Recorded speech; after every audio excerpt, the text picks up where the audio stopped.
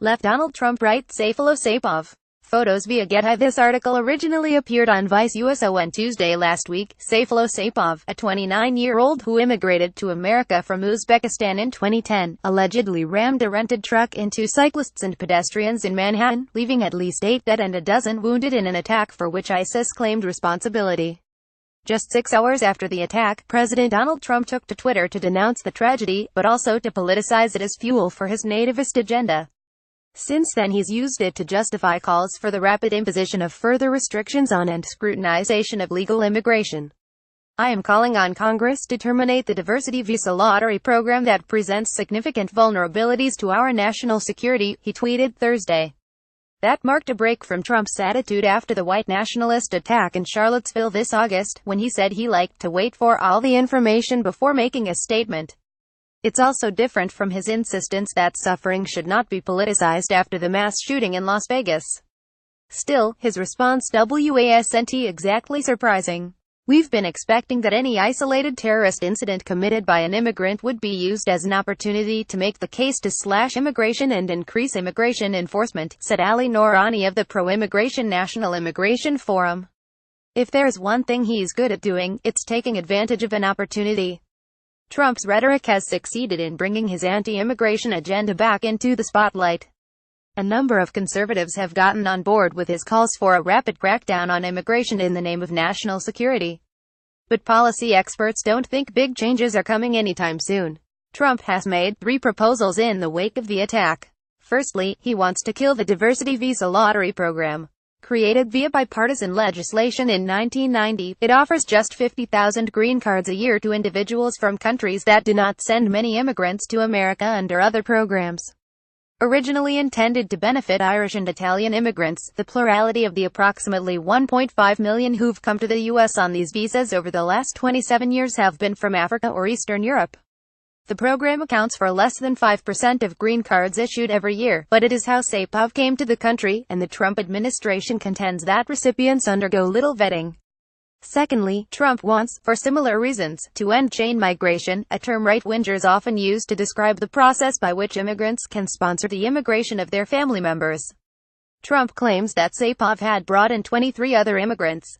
His White House has proposed replacing both of these programs with merit-based immigration, and would limit them to sponsoring immigration by their spouse and dependent children.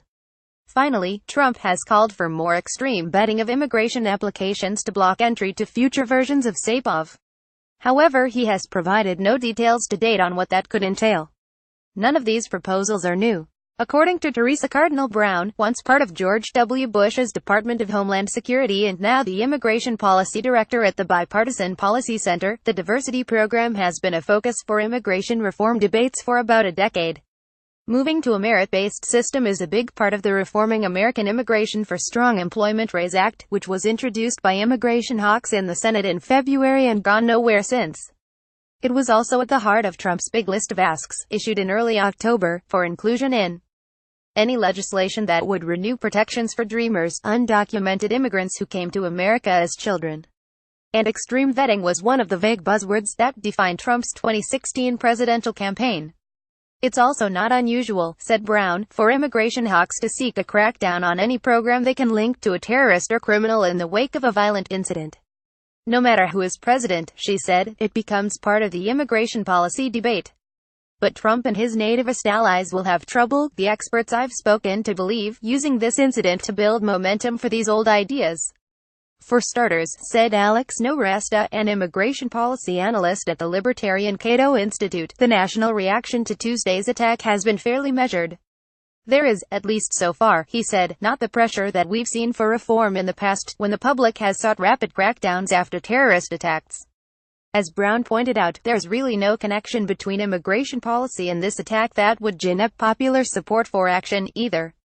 Despite Trump's claims, diversity visa applicants get just as much vetting as any other prospective immigrant, including chain migrants.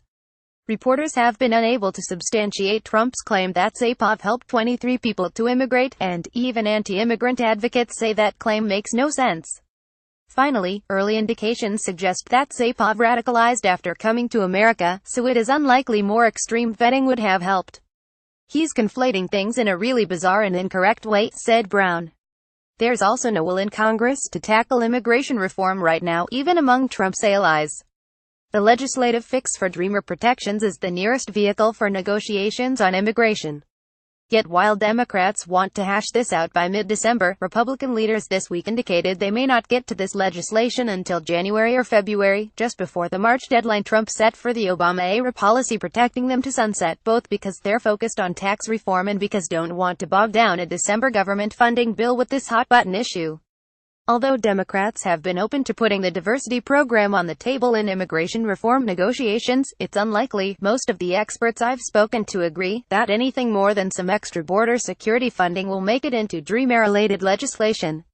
Even some nativist lawmakers seem to accept this limitation. Trump's rhetoric in the wake of this attack will do nothing to change that timeline. And by the time a post-Dreamers fix 2018 vote on comprehensive immigration reform rolls around, if it does, it's possible this rhetoric won't factor in much. The outrage over the diversity visa program, said Naretesh, is going to fade fairly rapidly. It has a short half-life. The administration has more juice when it comes to cranking up immigrant vetting, though, and has shown in recent weeks that it can and will act unilaterally on this issue. Notably, in late September, Trump expanded baseline vetting standards for green card applicants. Narastis speculates that he could impose the same level of scrutiny refugees face on all immigrants, which would be an onerous and expensive process that would not turn up many terrorists and would drastically cut immigration. But no one in the administration has been able to say what Trump is specifically considering. "I don't know that he knows," said Brown.